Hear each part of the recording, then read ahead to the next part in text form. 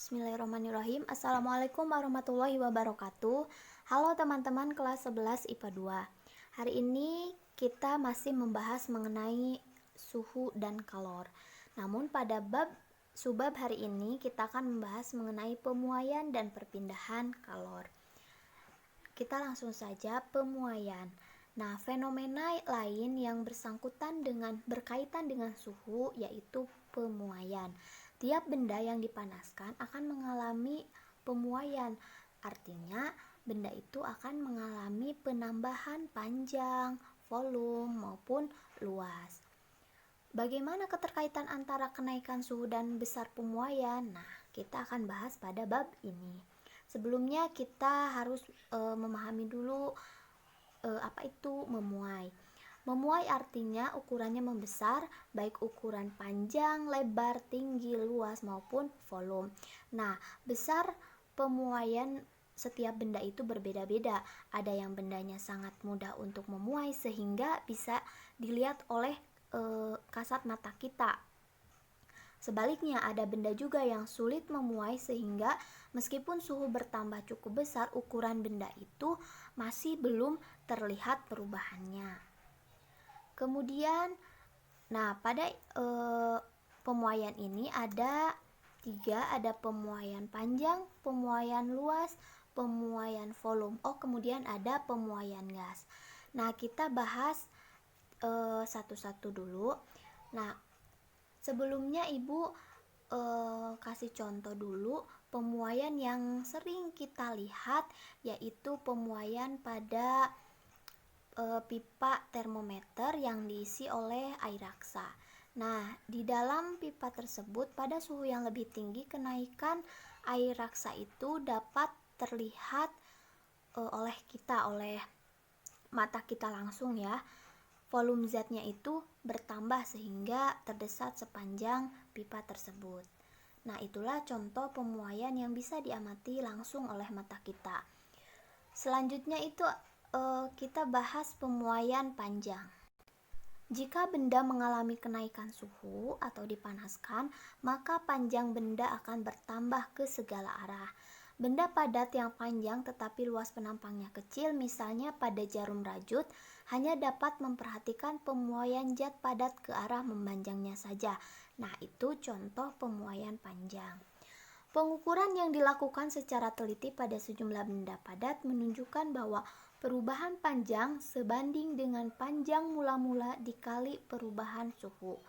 Jika dinyatakan dalam secara matematisnya ya.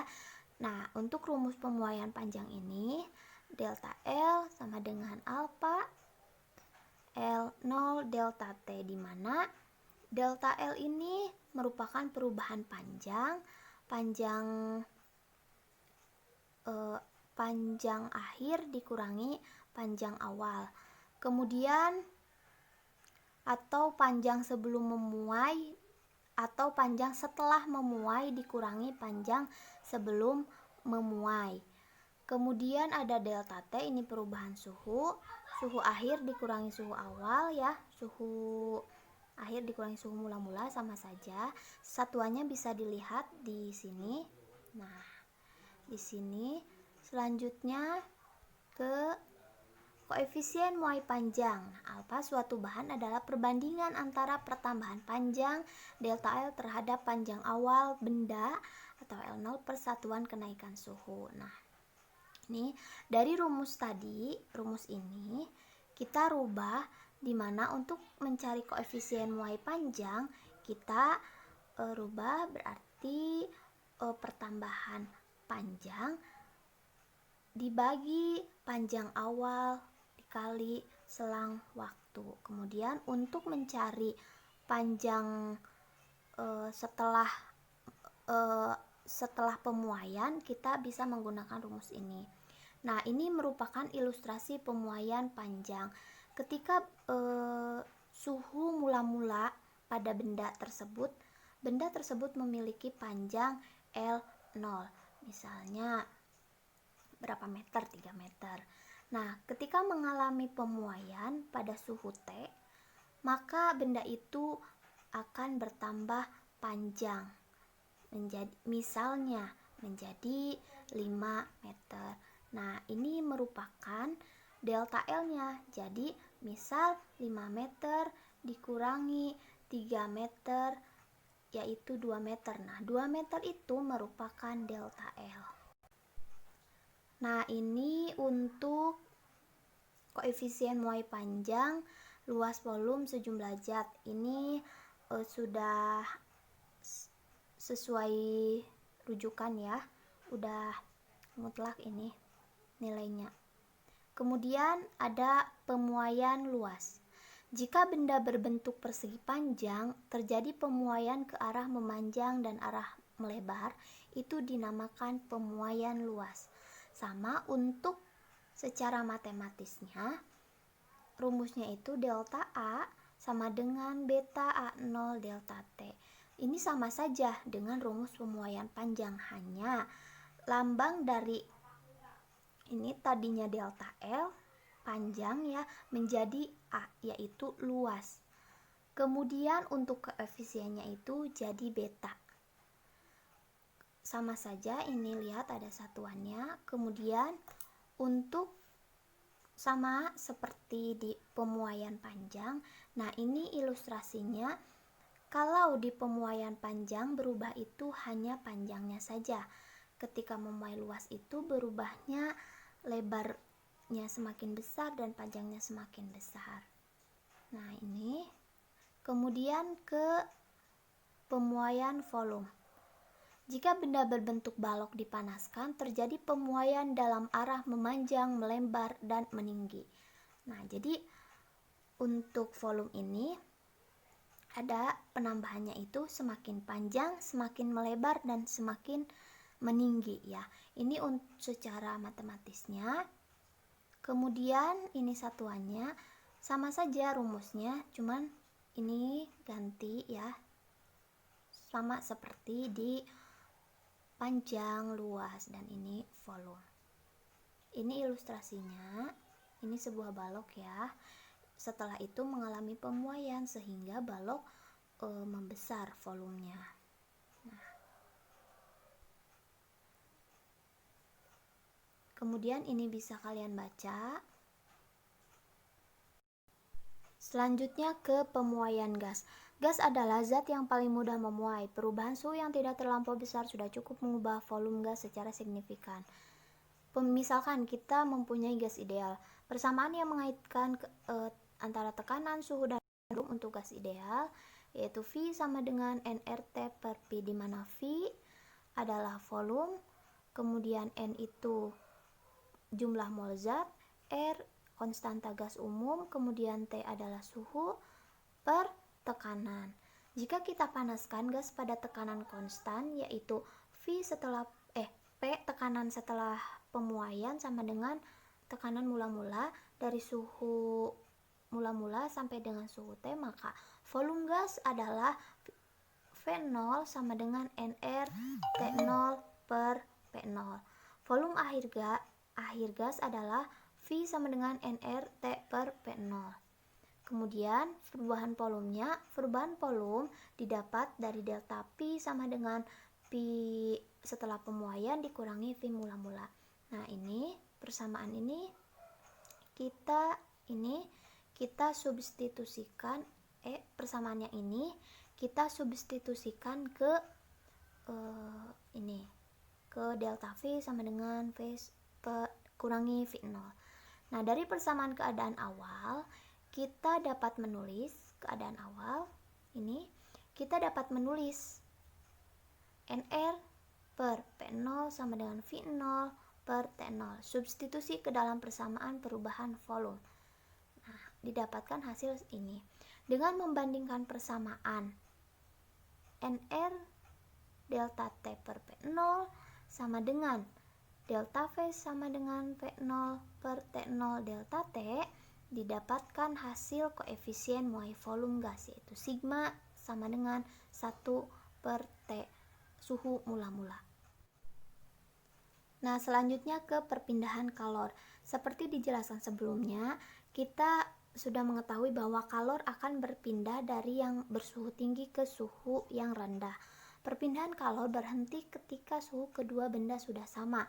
Artinya suhu keduanya sudah memiliki kesetimbangan panas atau kesetimbangan termal. Nah, selama ada perbedaan suhu pada kalor dari kedua campuran tersebut, maka si kalor itu akan terus mengalami perpindahan sampai tercapainya kesetimbangan panas. Kemudian pertanyaannya, bagaimana cara kalor berpindah dari satu benda ke benda lainnya? Nah, para ahli akhirnya menyimpulkan bahwa hanya ada 3 cara perpindahan kalor antara benda, yaitu dengan cara konduksi, konveksi, dan radiasi. Kita bahas satu persatu. Pertama, konduksi. Apa itu konduksi? Konduksi adalah perpindahan kalor tanpa diikuti oleh mediumnya. Selama kalor berpindah, tidak ada bagian benda maupun atom atau molekul penyusun benda yang ikut berpindah. Peristiwa konduksi pada logam jauh lebih mudah daripada peristiwa konduksi pada material bukan logam atau bersifat isolator.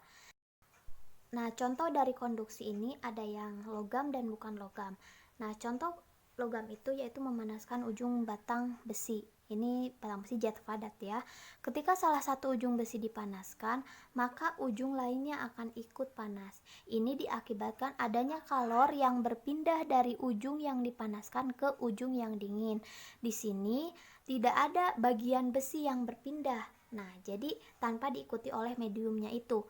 Ketika besi itu dipanaskan, ujung yang dingin ikut memanas itu, besi itu tetap tidak ada besi yang berpindah. Jadi perpindahan kalor tanpa diikuti oleh mediumnya. Nah, kemudian ketika kita memanaskan panci di atas kompor misalnya. Nah, pada ujung panci itu akan ikut panas. Ini terjadi karena perpindahan kalor dari bagian dasar panci yang terkena api ke bagian ujungnya.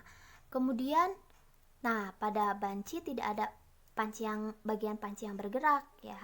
Kemudian ada contoh lain, jika kita mengaduk teh manis dengan sendok yang dingin, maka lama-lama pegangan sendok menjadi panas ya, pasti pernah mengalami. Ini terjadi aliran kalor dari ujung sendok yang bersentuhan dengan teh dengan ujung sendok yang dipegang tangan kita. Selanjutnya, zat yang mudah menghantar kalor, contohnya ada besi, tembaga, aluminium.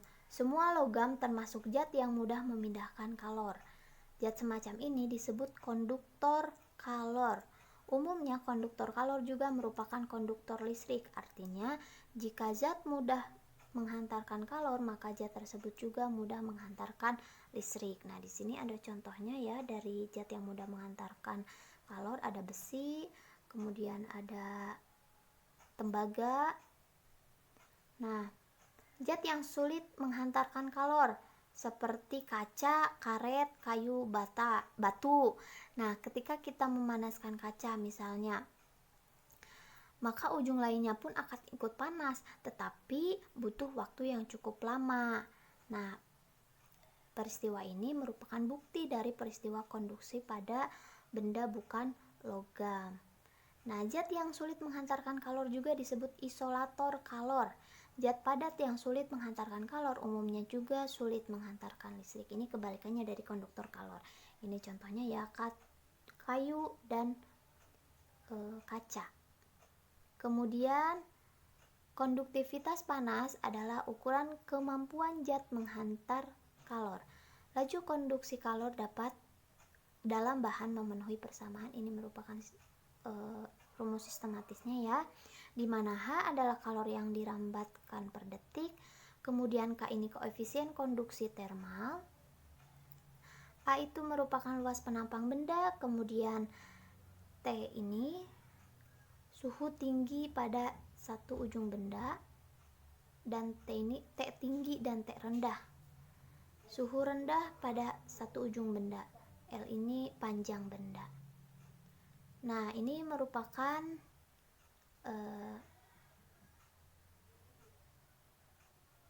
konduksi ya, konduksi, ilustrasi dari konduksi.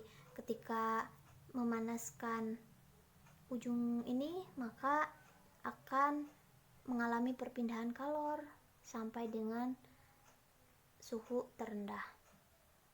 Misalnya ini kita memanaskan besi, ini pada api misalnya ya, diberi api. Nah, maka panas itu akan merambat ke ujung besi. Inilah ilustrasi dari konduksi.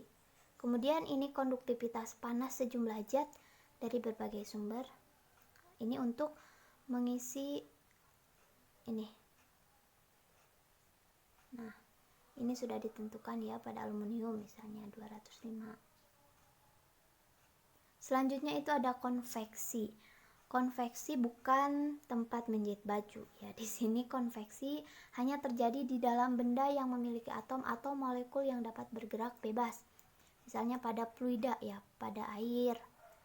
Nah, benda seperti ini adalah fluida yang terdiri dari zat cair dan gas tuh. Jadi, konveksi terjadi dalam zat cair atau gas. Namun, lama-kelamaan seluruh bagian air menjadi panas karena adanya aliran molekul air dari bawah ke atas. Aliran tersebut mendesak air yang dingin yang berada di atas untuk turun sehingga mengalami pemanasan. Misalnya memanaskan air dan minyak yang dicampurkan di dalam panci akan terjadi pemuaian. Kedua fluida ini memiliki massa jenis yang berbeda. Ketika dipanaskan, fluida yang massa jenis lebih kecil akan berada di lapisan atas dan yang massa jenis besar akan berada di lapisan bawah. Namun akan terjadi pertukaran sehingga terus-menerus akan mengalami pemanasan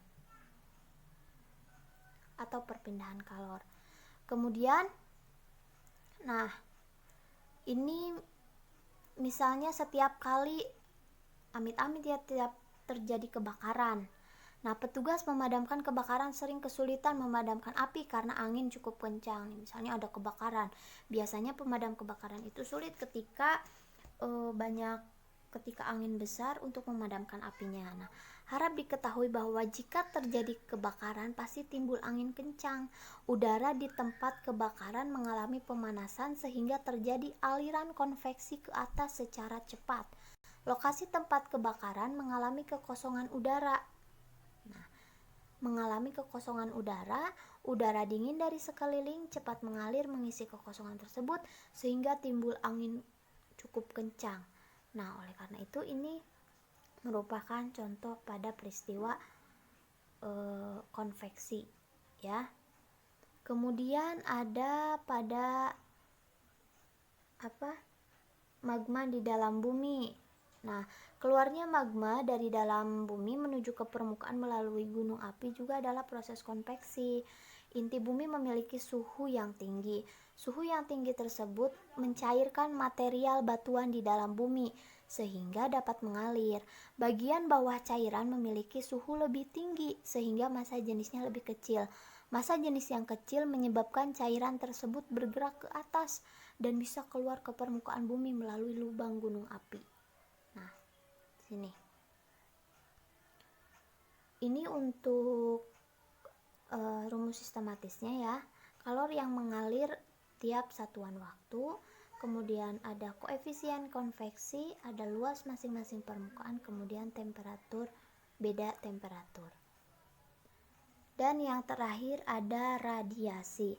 Radiasi merupakan perpindahan kalor tanpa melalui medium atau zat perantara. Ruang antara matahari dan bumi kebanyakan hampa, tetapi panas matahari dapat mencapai bumi. Ini salah satu bukti bahwa kalor dapat merambat tanpa perlu medium. Nah, misalnya ini lampu pijar. Lampu pijar mengandung filamen di tengahnya atau kawat kecil. Seperti kita lihat ya, pasti kalian pernah lihat. Lampu pijar itu di tengahnya ada filamen, ada kawat kecil. Nah, ruang antara filamen dan kaca lampu adalah hampa. Nah, ini di dalam ini dan lampu ini hampa. Tuh yang ada panahnya. Ketika lampu disambung ke tegangan listrik, maka filamen memanas. Ketika memancarkan cahaya, maka filamen itu akan memanas. Suhunya bisa mencapai 5000 derajat Celcius. Tetapi panas dapat dirasakan sampai ke kaca lampu dan bisa juga dirasakan sampai di luar. Misalnya kita sudah dinyalakan beberapa menit atau beberapa jam. Ketika kita akan mencopotnya, kita pegang pas kacanya pasti akan mengalami pemanasan. Nah, ini menunjukkan bahwa panas filamen dapat merambat melalui ruang hampa dalam lampu hingga mencapai lokasi di luar lampu. Nah, ini contoh radiasi ya. Kemudian ketika kita menyalakan api unggun, nah misalnya kita mengelilingi api itu, kita akan mengalami panas. Nah, panas ini merupakan contoh dari radiasi. Jadi ada ruang hampa, kita tidak langsung mendekat ke api, tapi api, ada ruang hampa, terus tubuh kita. Nah, tubuh kita akan merasakan hangat. Itu merupakan contoh radiasi. Selanjutnya di sini ada ayat yang berhubungan dengan suhu dan kalor. Di sini ada Quran surat Al-Hadid ayat 25. Sebenarnya banyak sekali ayat Al-Quran yang berhubungan dengan suhu dan kalor. Ibu hanya mengambil salah satunya saja, yang artinya sesungguhnya kami telah mengutus rasul-rasul kami dengan membawa bukti-bukti yang nyata, dan telah kami turunkan bersama mereka Alkitab dan neraca keadilan supaya manusia dapat melaksanakan keadilan. Dan kami ciptakan besi yang padanya terdapat kekuatan yang hebat dan berbagai manfaat bagi manusia, supaya mereka mempergunakan besi itu, dan supaya Allah mengetahui siapa yang menolong agamanya dan rasul-rasulnya, padahal Allah tidak dilihatnya. Sesungguhnya Allah Maha Kuat lagi Maha Perkasa. Nah, kita garis bawahi Allah menciptakan besi ya, untuk kita gunakan dengan sebaik-baiknya. Nah, besi ini untuk hubungannya dengan suhu dan kalor. Nah, besi ini telah disebutkan sebelumnya bahwa besi memiliki sifat konduktor yang baik ya, dapat menghantarkan panas dengan baik. Nah, kemudian besi ini juga merupakan dapat terjadi pemuaian panjang, sehingga pada ayat ini berhubungan dengan materi suhu dan kalor. Silakan untuk teman-teman mencari lebih banyak lagi ayat-ayat Al-Quran yang berhubungan dengan suhu dan kalor, tidak hanya dengan fenomena yang berkaitan dengan kefisikaan. Mungkin cukup sekian yang dapat Ibu sampaikan. Kemudian Ibu akan memberikan kuis yang akan dilanjutkan di WhatsApp group. Kurang lebihnya mohon maaf. Wassalamualaikum warahmatullahi wabarakatuh.